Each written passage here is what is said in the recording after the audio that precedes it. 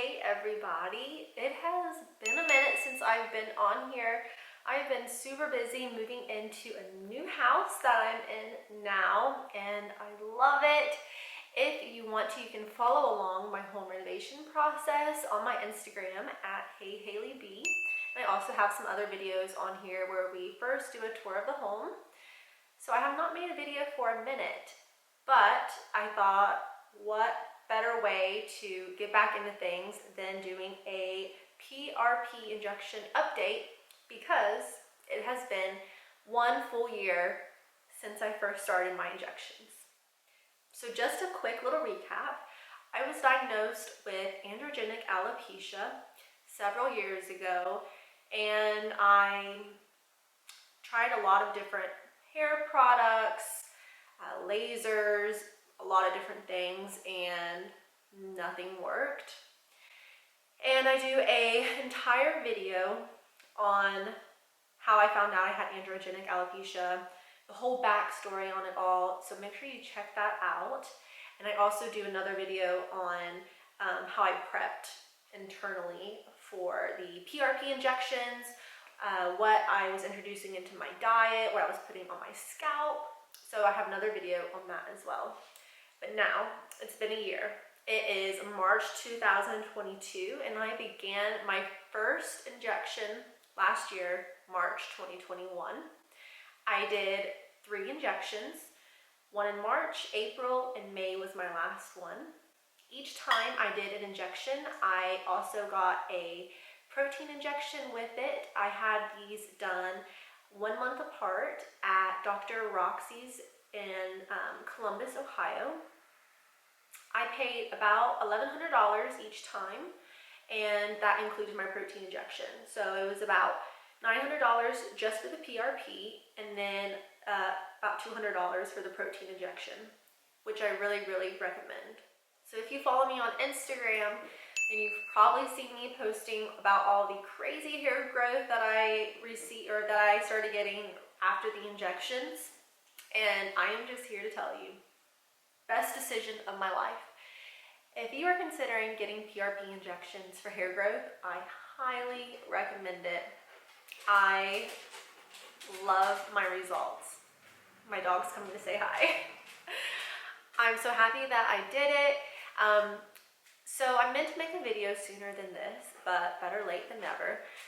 So I would say up until, I didn't start seeing results until month 3, month 4. So about a month after my last injection in May of last year, it was like almost overnight, I saw results.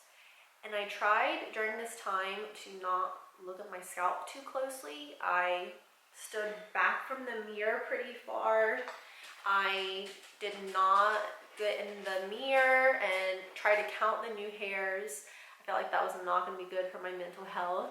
So I just knew that I was doing all that I could do, and if it worked, it worked. So I just relaxed, and it was one morning I woke up, and it was almost like happened overnight. Woke up and I had crazy growth on the sides of my head, which I thought was interesting because I thought that was missing most of my hair on top. I had crazy growth like right through here. And then I also had a ton of hairs growing off the top of my head. And it felt great to see results, especially after the pain you go through for PRP and the money. So I was really happy to have those results. And my scalp was very tingly for about 6 months.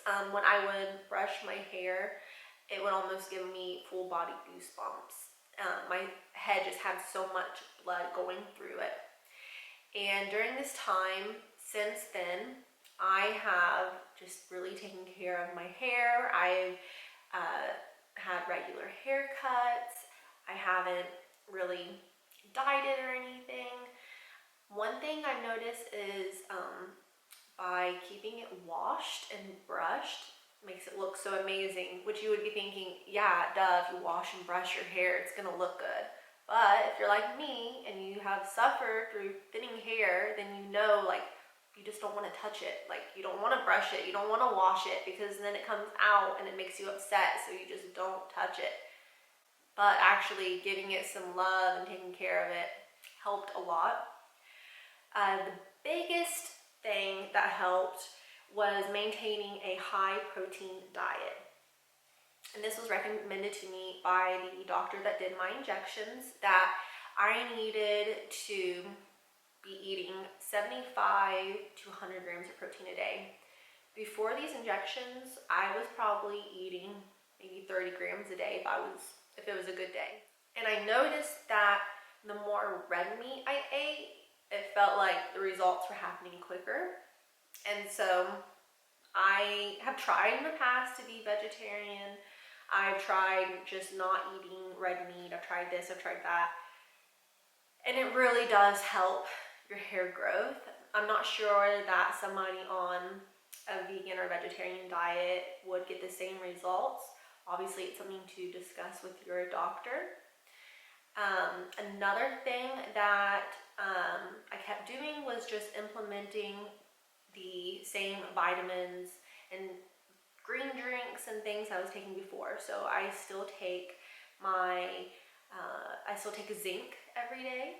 I take my green drink, my collagen drink, multivitamin, and then I've also introduced something new, which you might be kind of freaked out by, is this. This is desiccated beef organs. And you might be thinking, why are you eating beef organs? Well, it's just really good for me and I'm willing to give it a try. I have to take 6 of these a day, but they have helped me so much. They've helped with my nails, it's helped with my hair. I feel like it gives me more energy. Apparently this is 3 grams of organs per serving, and other things in my diet might be contributing to the growth, but I'm just going to keep taking these for a while. I've been taking these now for a couple months, and the thing that I noticed the biggest results from while taking these is in December of 2021, this previous winter, I found out that I had skin cancer on my scalp. So, little side story, I'll tell you about it. I did have a reoccurring pimple right here on my head, maybe 3 to 5 years. I've had it for a very, very long time. And I would just squeeze it and mess with it and pop it. And I would pop it about every 6 months maybe, and it would just come back. And I never really thought anything of it. And then I had a dermatologist appointment. I go every year for an annual skin check. And I mentioned to her I have this recurring pimple on my head. It had gone pretty big. I didn't pop it before I went to see her because I'm like, I'm just going to show it to her. I'm glad I did. So I said this recurring pimple on the top of my head. She said, okay, let me take a look at it. And she said, oh no, it's not a pimple, it's a mole. And I said, well, I popped my mole. And she said, and stuff comes out? I said, yeah. So she's like, well, let's test that. And it ended up being basal cell carcinoma. And if you're familiar with different types of skin cancer, it is considered the best kind to have, which I know sounds ridiculous to say that any cancer is good to have, but out of the different types, there's basal cell, which is very slow growing. Squamous, I think, is the second, and then the really well-known one, which is melanoma. So I was lucky to have basal cell. So it was slow growing. It was just a small area. And in January, they cut it out. I had to have surgery for it. And I was very thankful that my dermatologist was understanding about my hair situation and everything I had been through with PRP injections. So she wanted to preserve as much of my hair as possible. So typically what they would do for this surgery, this procedure, is they would have shaven my whole head up there. Like, I asked how much they should have shaved off, and they said probably about that much. I would have I probably would have considered in that moment canceling and being like, I'm gonna go home and think about it. Like, that's how much I valued my hair, that I would potentially have went home with cancer just to have kept that. Like, it's crazy to think about. So thankfully, I didn't have to make any decisions like that. They preserved as much of my hair they could. They just cut a couple pieces because my hair is blending in with the stitches. And normally they would take, I think she said, an inch or so on each side of the incision to fold over and sew up. But wherever they did the procedure on, I'm now gonna have a scar there and I'll never grow hair again. So she's like, I don't want you to have this giant hole of no hair. So instead we're just gonna leave the hole and let it close up on its own. So I ended up with a tiny little hole. They said it's about the size of a pinky nail on top of my head here. I'm not even sure if you can see it or not, but this is the spot. And it's March, and I still have a scab up there. It's very slow healing, but I'm just thankful to have my hair, thankful to have it gone off of my body and to be able to heal, thankful that I was able to catch it, be able to go to the doctor, get it done. So this is your reminder to get your skin checked, bring up any concerns you might have, and to not forget to wear sunscreen on your head, which is something I have been doing the past couple years since my hair has been thinning. I wear a hat, I wear sunscreen. I know my hair up here is thinner, my scalp shows some, so I try to protect it. But like I said, that had been there for maybe like 5 years before I started doing all these preventative measures. So that was a little disappointing, and during this time I think it was just the trauma overall to my head, because it was quite an intense procedure to remove it. I was shedding a lot of hair and I was feeling very nervous about it, like, oh my gosh, am I gonna lose my hair that I just grew? And I started taking these beef organ supplements and the shedding stopped within like a couple of days. Coincidence? I don't know. All I know is give them a try. If you're not vegetarian or vegan, it's also great for iron because I have low iron. And aside from that, another holy grail product I would say I've been using that has helped tremendously with the process of growing all my new hair from the PRP injections is my holy grail hair oil. Let's see if I can, oops, wrong way. Get it in there. There it is. I love this stuff. I use it two times a day, and it has helped. It's a strengthening treatment oil, and it has helped so much just keep my hair healthy and nourished and moisturized, so that way all my new hairs that are growing in can come in healthy. And what I really like about this oil is the top of it here. So instead of it being a dropper, you might get too much. I can just put my hand right on it and just like rub it around on top, almost kind of like a roller perfume bottle. And I just get a little bit, just like barely. I just rub it around on my hands, and it smells really good. It smells like flowers. And you can just, I just put it on my ends, kind of rub it through the top there, and then sometimes I kind of just do this because it's so lightweight. And that is a problem for us thin hair girls, is that you can't use heavy oils because it weighs your hair down. This is super lightweight, so I like to just kind of put it on the tops where all those new hairs are coming in, and put it on my sides there, because it just helps strengthen and nourish those new hairs. So I love that. I love the Briogeo, I don't know if I'm pronouncing that correctly, products. I have been alternating between their Don't Despair Repair products with the Bondi Boost shampoo and conditioner. And the reason I do that is because I absolutely love this brand, but their shampoo and conditioner that I love has a lot of protein in it.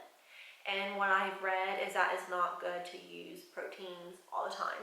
So I like to alternate between it. And the Bondi Boost is a super clean beauty product brand. No sulfates, no parabens.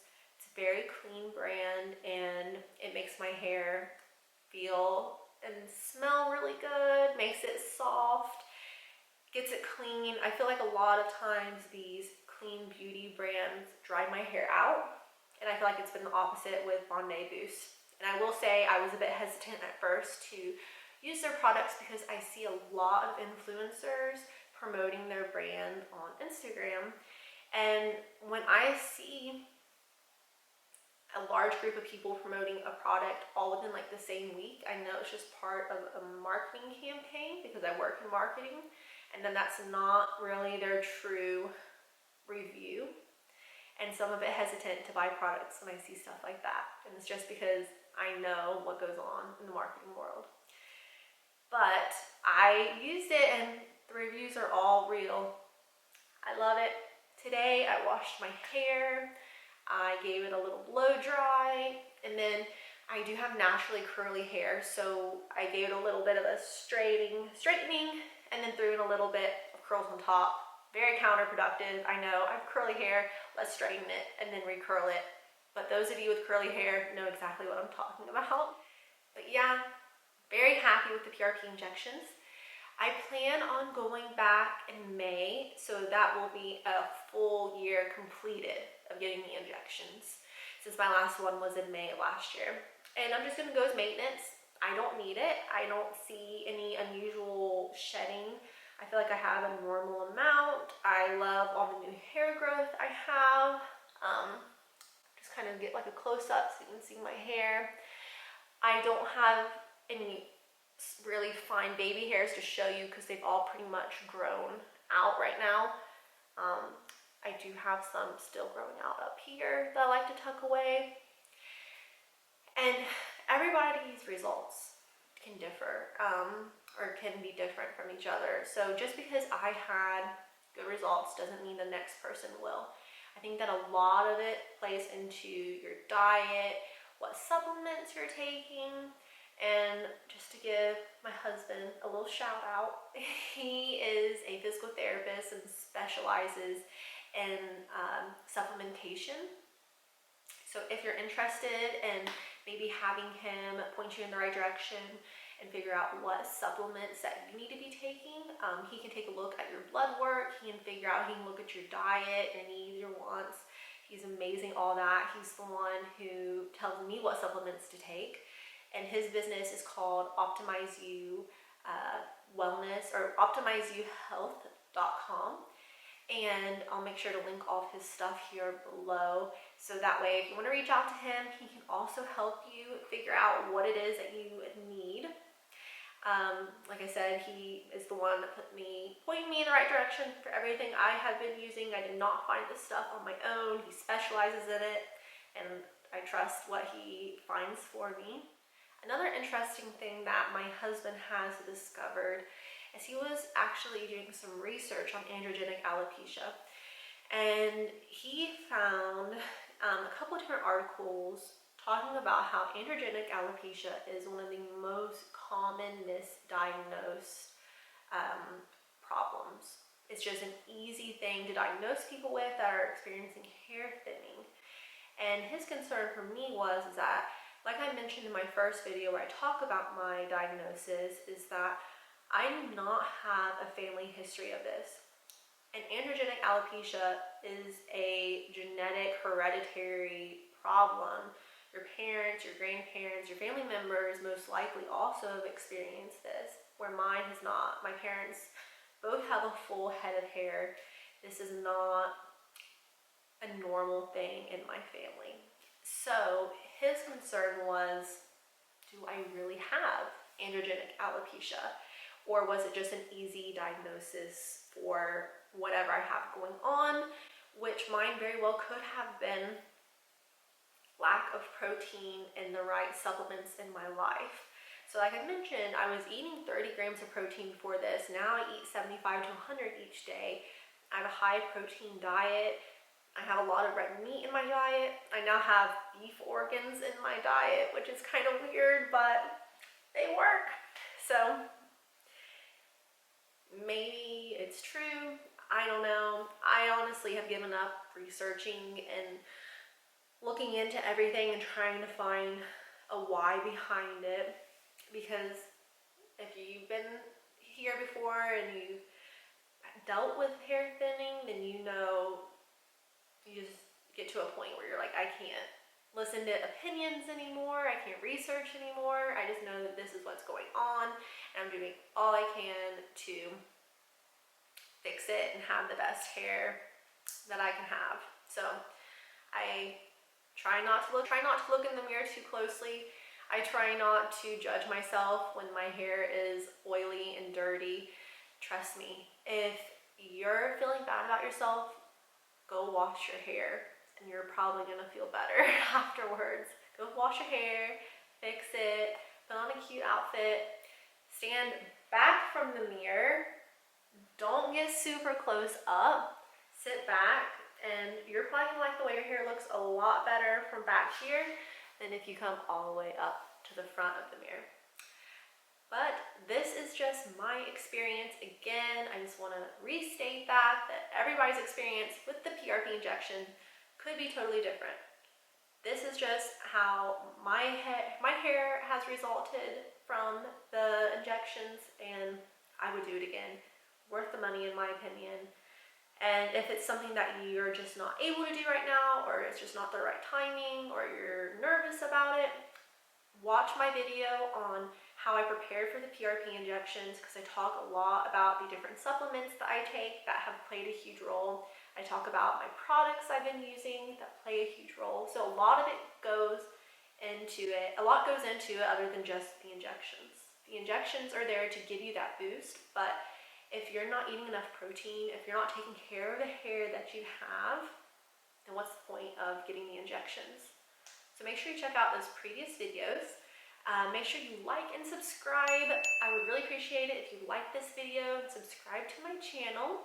I will be posting more on my hair journey, more on home renovations, all things life and travel. You can find me on Instagram at HeyHaileyB, and I will talk with you next time.